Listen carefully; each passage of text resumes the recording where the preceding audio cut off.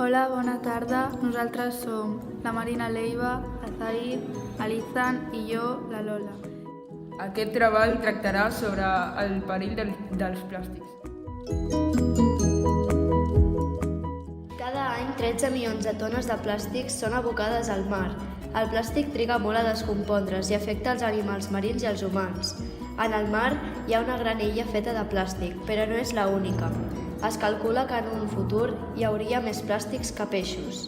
Els plàstics perjudiquen el sistema nerviós, el respiratori i el reproductiu. L'illa de plàstics es troba en el Pacífic Nord. Milers de tortugues resulten ferides o mortes a causa del plàstic, ja que o bé l'ingereixen o queden atrapades.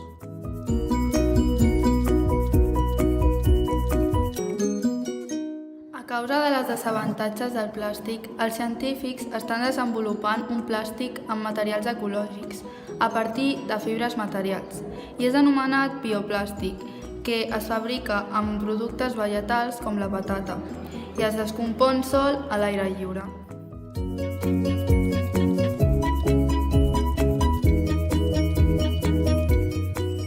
Els residus plàstics s'han convertit en un problema contaminant al planeta.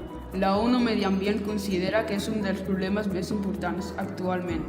A causa d'això, s'han iniciat campanyes i projectes per reduir el consum i la seva producció.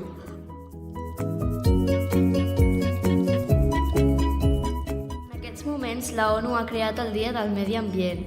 També ha creat un projecte. En què consisteix? Consisteix a fer un vídeo, una selfie que mostri el dany que està causant el plàstic. Després es comparteix amb el hashtag sense contaminació i hashtag Dia Mundial del Medi Ambient i mencionar 3 persones.